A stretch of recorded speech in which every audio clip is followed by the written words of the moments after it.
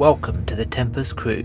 Your maiden voyage has not gone well. Perhaps your engines are on fire or an electrical storm has fried the ship's circuitry, or maybe a hostile alien force has left your crew barely alive.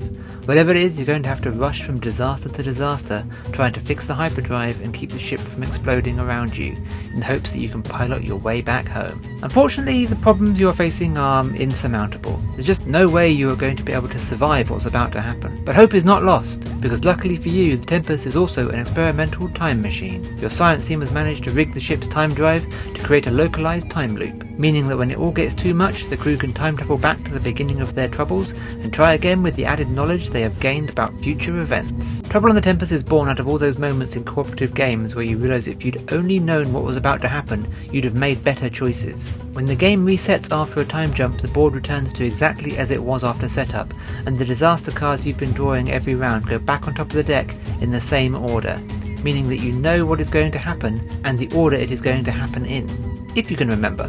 This allows the players to slowly uncover the puzzle laid out by the game until they have encountered a predictable enough series of events that they believe will allow them to win. Of course, you can't simply keep playing the game over and over forever until you've won. Every time jump causes a paradox card to be added to the disaster deck, and eventually those paradoxes are going to cause you to blink out of existence. Players take on the role of a member of the Tempus crew, each with their own unique power that will need to be utilised to best tackle the problems on the ship. On your turn you can perform 2 movement and 1 action, either moving then acting or acting then moving. An action can be to collect vital equipment, trade that equipment with other players, use your equipment to remove disaster effects, activate blue marked locations on the board, or lock or unlock a door as needed. Each round after the player's turns, if the ship has not exploded, then all of the disasters they failed to deal with will have consequences, some of which could lose them the game. If they survive the consequences, then congratulations! Now you get to add more disasters to the board. Players must draw a disaster card and enact its effects depending on how many players there are, placing fires, electrical faults and damage about the board.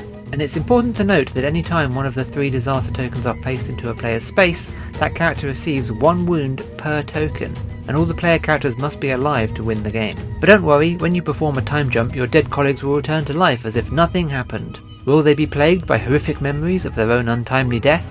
That's a problem for tomorrow.